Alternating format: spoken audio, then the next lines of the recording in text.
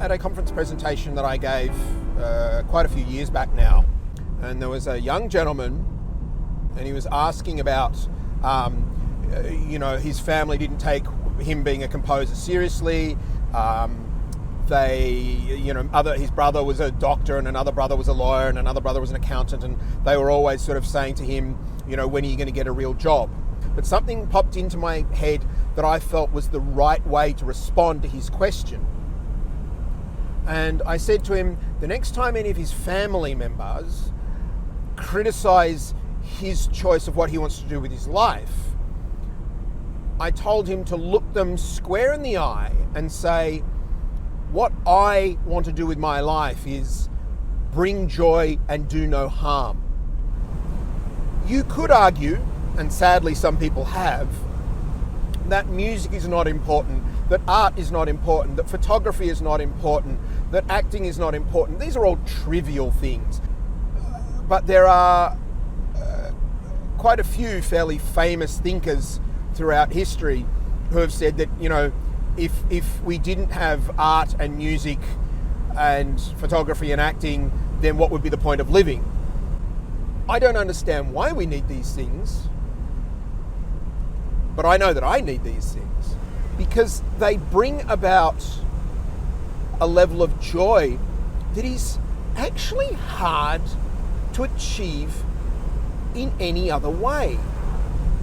I will actually add good food into this list as well, because frankly I think that when we're eating really, really good food, that is a result of a creative industry, because they bring us that sense of joy and they bring us something that raises the quality of our life. So we can add favourite meal in with favourite movie, favourite book, favourite piece of music. Now, for me, these things are really significant. Now, by now, if you've watched more than a couple of these, you know that I'm the sort of person that I think, because of working in a creative industry and because of my exposure to sort of various different creative things, I can get emotional about things reasonably easily. When it comes to music that's important to me, it is a guaranteed thing. And I'll give you one quick example of this. There was going to be a concert in Melbourne a couple of years ago. And at that point in time, Anna, my wife, was actually living and working in New Zealand. And she specifically organised to fly back from New Zealand for a weekend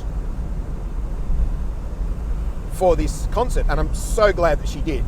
But there was something that she hadn't realised about the concert. Perhaps I hadn't made it clear to her. So we sit down and the orchestra's on stage and they've finished their tuning up. And then the conductor walks out on stage. And Anna looked at the conductor and she was like, wait a minute. Isn't that? And I said, yes, didn't you realise? And she said, no. And both of us were almost in tears and there hadn't been a single note playing because Joe Hisaishi had just walked on stage. She'd flown all this way just to hear his music. And then she'd had the surprise to realise that it was actually him who was going to be conducting. And for the next almost 2 hours, I think both of us sat with barely a second of dry eyes because the music that he has written for the animated movies that Studio Ghibli have created is so beautiful, so perfect in capturing a sense of innocence and wonder and magic.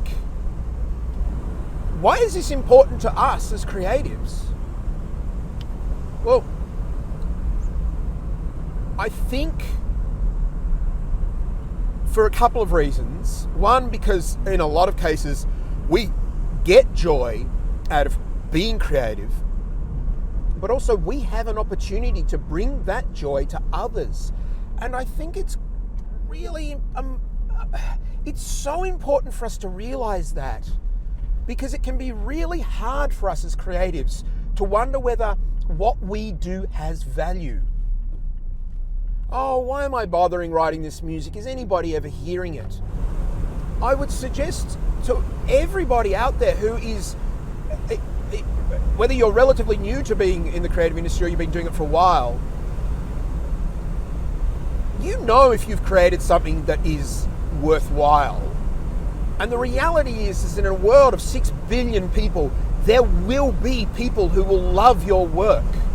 And you've got to allow yourself to acknowledge that. Somebody sent me something the other day that really surprised me. It was just a YouTube channel. And it was a YouTube channel that had literally just some of the pieces of music that I'd written for the Jurassic Park game 20 years ago. And this channel had been set up 10 years ago, and it had all the different pieces of music, and there were some comments under some of them.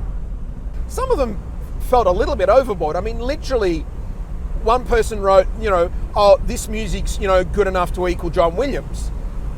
I don't agree with that at all. But it's really beautiful that somebody thinks that and somebody wrote that somebody got enough enjoyment out of something that I created that they sorted out, they wanted to listen to it, and they even wrote a comment saying, this is great. And if it was put to a vote, no, most people wouldn't think like that. But this is the thing. Maybe we should worry a little bit more about quality than quantity. Maybe it doesn't matter that I haven't had 100 million views of that video.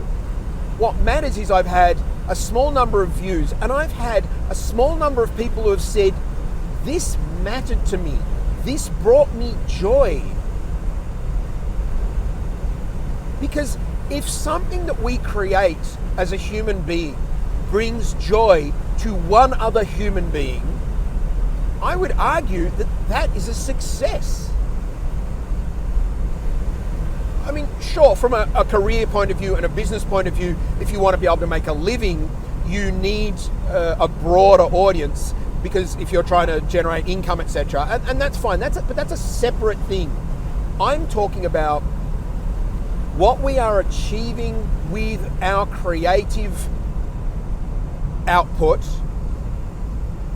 how we are touching other human beings, and how significant our work has been in improving the life of another human being. I mean, think about it this way. We all have our favorite pieces of music or whatever, or our favorite passage in a book, etc. But I mean, think about the benefits that we all get from listening to music or watching a movie that we like, etc., and how that can improve our mental and emotional state. For all you know, a piece of music that you wrote may have saved somebody's life. You may have dragged them out of depression at exactly the right time. You may have given them inspiration or hope at exactly the right time. Because there are often stories of people who have seen amazing films or amazing plays, and it has changed their lives. And I've said before, I know the exact point in my life that I decided I had to do a creative job. I could search down to the exact date. I know the film that it was a part of. I know the piece of music exactly, and I know the composer of that piece of music. So that person changed my life completely for the better. We bring joy, and I would argue that almost always we do no harm. That's not a bad way to live your life, and it's not a bad goal to set yourself.